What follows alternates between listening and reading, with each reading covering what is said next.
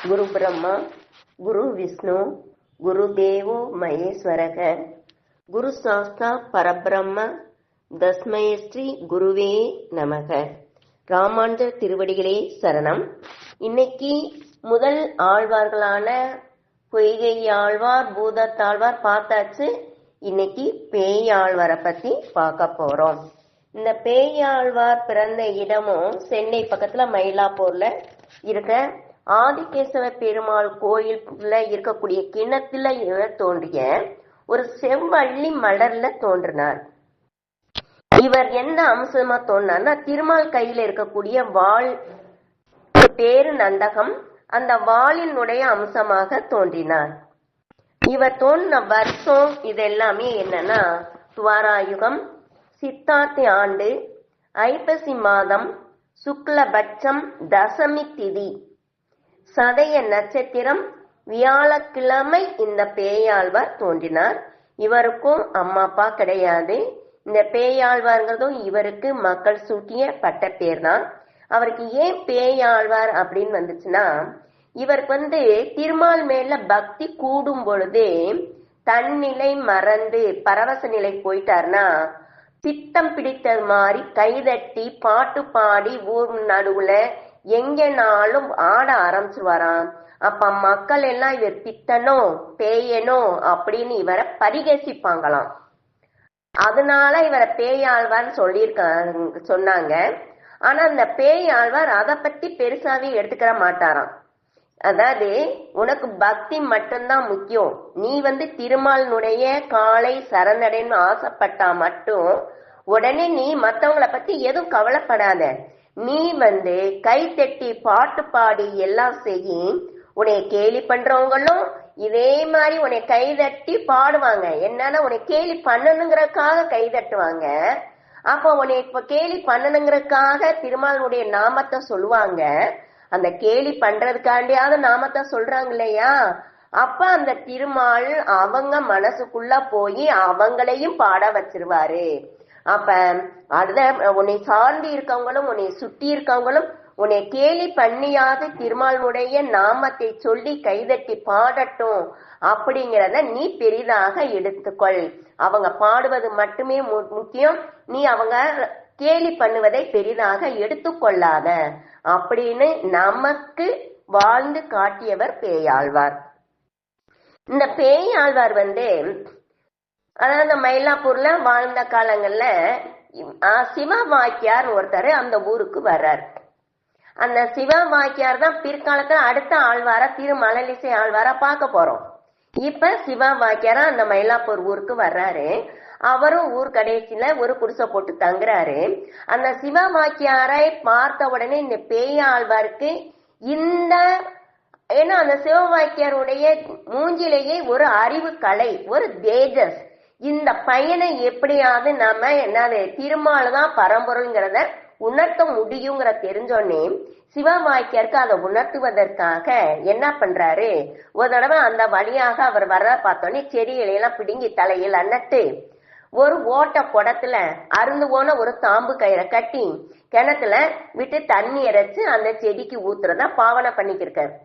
அப்ப சிவவாக்கியார் அந்த இடத்துக்கு வந்த உடனே அவரு என்ன சொல்றாரு, ஏ பெரியவரே, எல்லாரும் உன்னைய பார்த்து பேயாழ்வார் சொன்னது சரியாதான் இருக்கு, நீ சரியான பித்தன் தான்.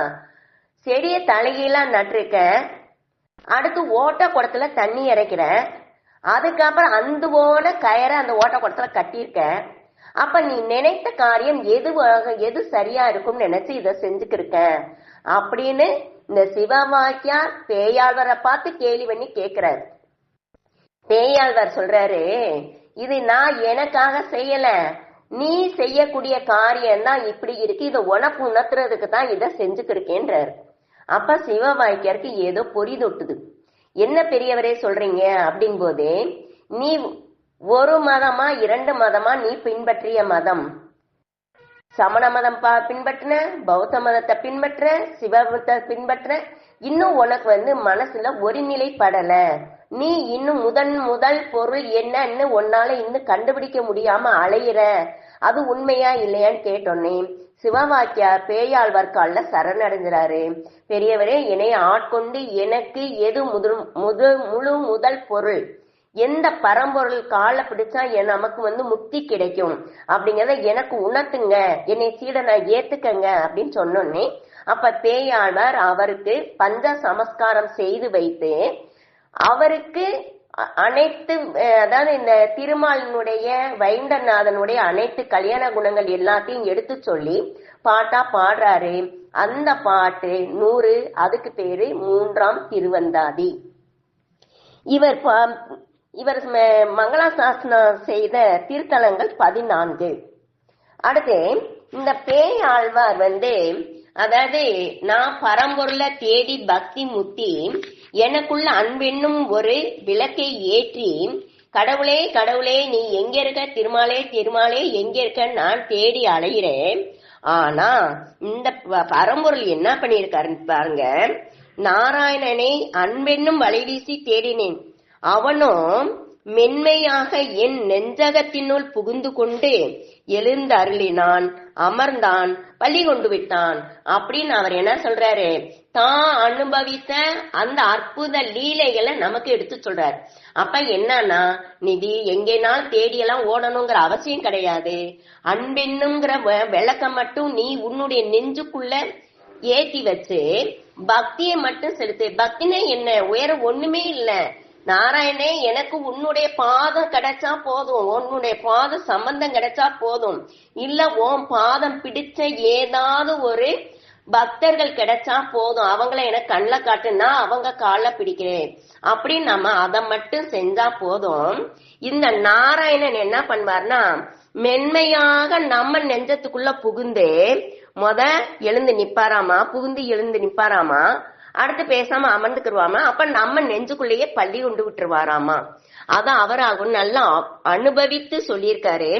அடுத்து நம்மளுடைய தீவினைகள்லாம் நீங்குவதற்கு நீங்க மலைகளை தேடி செல்ல வேணாம், தவம் இருக்க வேணாம், நதிகள் குளங்களையும் போய் நீராட வேணாம், 5 வகை தீயை விளைத்து அதுல இருந்து நீ யோகமோ தவமோ செய்ய வேணாம். அங்கங்கே எழுந்திருக்க திருக்கோயில்கள் எழுந்திருக்கக்கூடிய திருமாலை அன்றளந்த தூய மலர்களால் அர்ச்சித்து அவர் நாமங்களை வாய்விட்டு பாடி மகிழ்ந்தாலே போதும், உன்னுடைய தீவினைகள் அகன்று அவர் உன்னுடைய கையை பிடிப்பார் அப்படிங்கிறத அவர் தான் அனுபவித்ததை நமக்கும் அறிவுறுத்திருக்காரு. அதை பின்பற்றி நம்மளும் திருமாலினுடைய காலடியை பிடிப்போம். பேயாழ்வார் திருவடிகளே சரணம், பேயாழ்வார் திருவடிகளே சரணம், பேயாழ்வார் திருவடிகளே சரணம்.